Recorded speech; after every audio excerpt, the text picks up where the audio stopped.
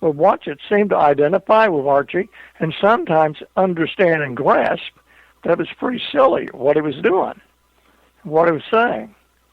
So I don't think that in the 70s was a volatile time, and I don't think that we could really have given that show enough credit for what it really did, and that was diffuse the racial issue, the feminist issue, and all of that. And it really, the show would be nothing without Jean Stapleton, who was able to play the the doting wife who wasn't really all that smart but dedicated to Archie, and despite everything he said to her and all of that, and it made you wonder how they ever got together. But if you look around, I think we all can say we know people like that.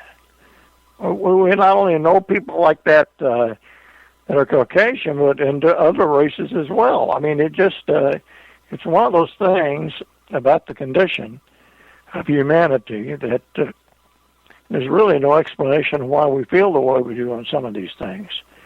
But I think Norman Lear, originally when that show got started, a lot of people were very unfriendly to it.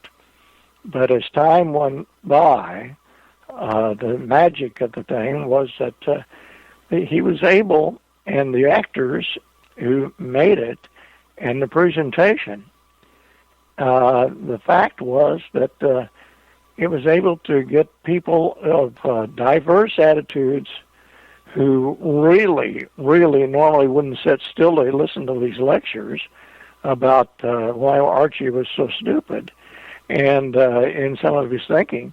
It must have made them think down the line, because it kept coming back each week.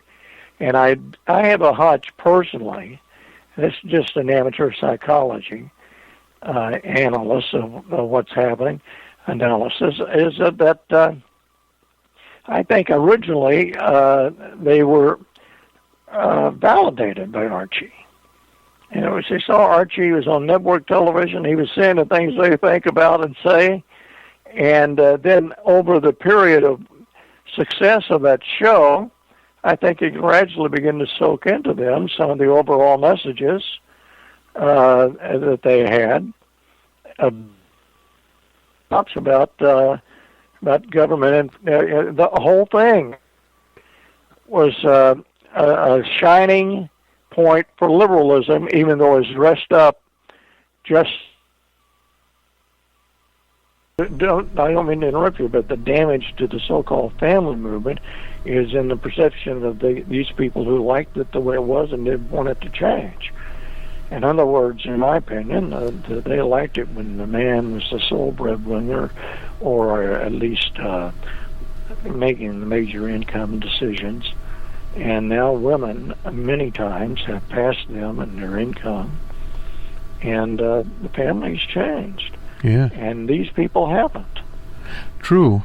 And not only that, and they go back to, there's one thing playing here that you should not dismiss, and that's the fact of the effect of religion and interpretation strictly of a biblical verse talking about male dominance, the man walking 2 steps behind, the woman walking 2 steps behind the man, etc., etc. Some people have adapted that as a true gospel, and it's really questionable. But I don't want to debate religion right now. But that plays an important part in it, and it's been an important part in the conservative movement. And the conservative movement, if you really remember and think back about it, was a part of it was a rebellion about women working. Right. And they becoming career-oriented, getting an equal break. And now many women are making more money than men, and many women are showing superiority. And all that means to me is not that the female is the strongest or the male is the strongest, but we're all people.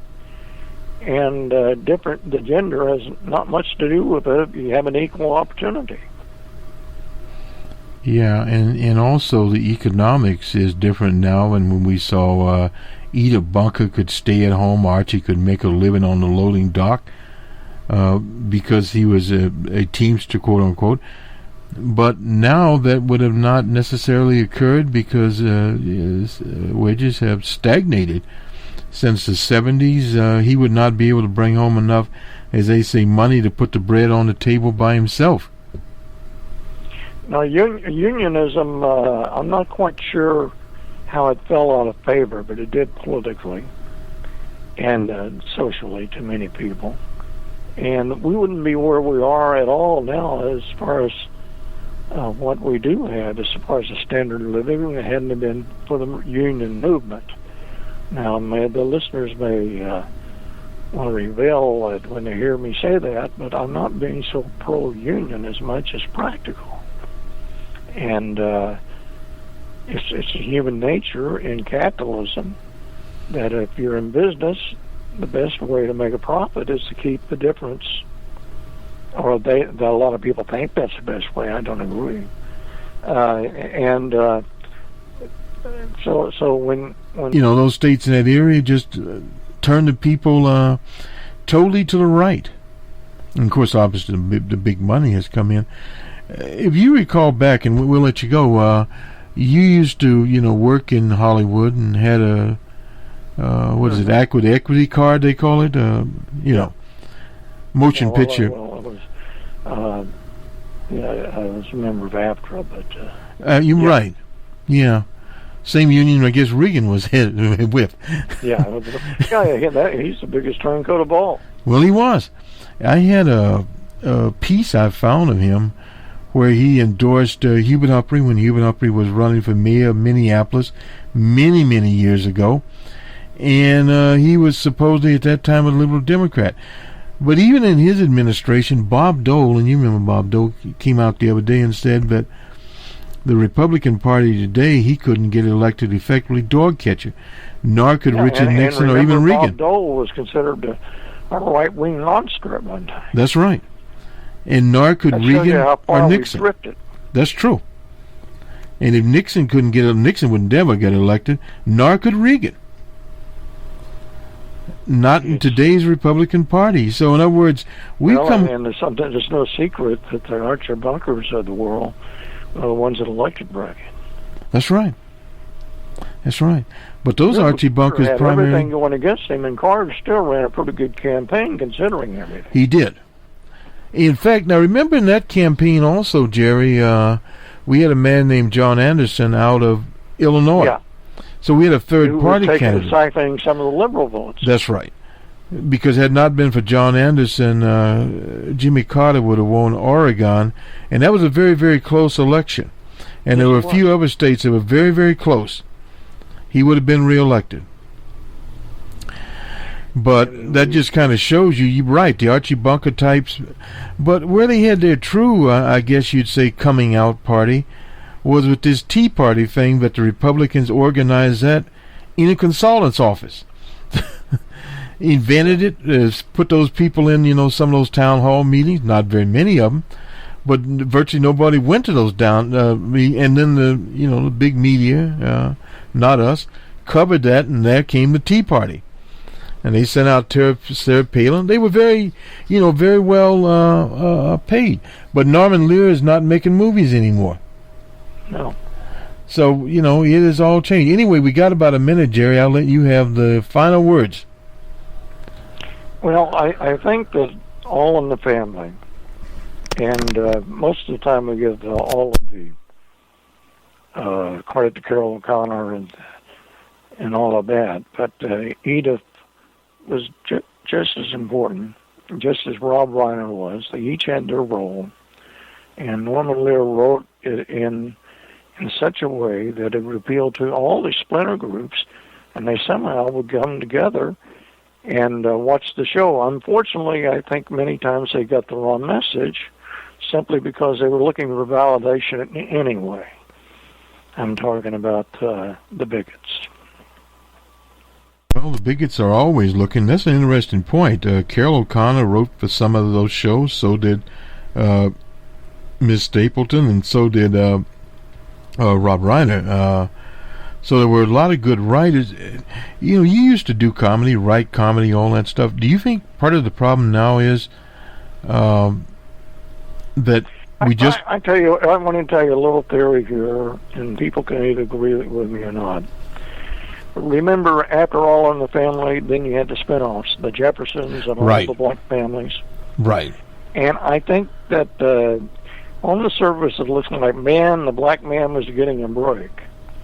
But I don't think it was at all. I think you got 2 or 3 different messages out there, and the bigots and the people who were inclined not to want to have racial equality or feminine equality, I think they got the wrong message. I think they got, look at those people, how silly they are, what they're doing. A white guy wouldn't do that, Well, that's just my opinion. I've heard that theory from a number of people. Remember, George Jefferson used to live next door to Archie Bunker, when he had Archie Bunker's place, that is. And then somewhere there, the Jeffersons came about. They had moved from the hood uptown, and he had a cleaning establishment in this high-rise where he lived. And, of course, the other show we had was that JJ was in. That was out of Chicago, was supposedly centered in Cabrini Green. That was a little different. That was Mr. Walker, a very good comedian. Jimmy Walker wrote some of the stuff there, for that. And, so was Sherman Hensley, recently died. All these people was a very good comedian. You're right, by the way that they fictionalized Jefferson and, made a caricature out of a caricature, clown. But today we have the George Jefferson types are all in the Republican Party. So like a guy named E.K. Jackson that's running in Virginia for lieutenant governor. Well, this character's a joke. He's a so-called bishop with a church that meets in a hotel room, if it ever meets, of about 30 or 40 people or whatever it is, drives around a gold-plated Cadillac, and he's the character that came up with all these little clippets. And the fellow that's running for governor claims, well, we don't have to think alike. So in other words, these are the kinds of controlled characters that they put out, this West and various, Star Jones that's on Fox, and these, these token characters, same way with some of the women out there, that they put out as quote-unquote talking heads. So that's basically where we are, and I don't know. Cable was supposed to bring in, this is the final question I ask you here, about cable. Do you think cable has enhanced comedy and serious writing, or it's not? I think the evils of cable, and I'm using the word evils, is that it had such a potential of showing diversity and different ideas.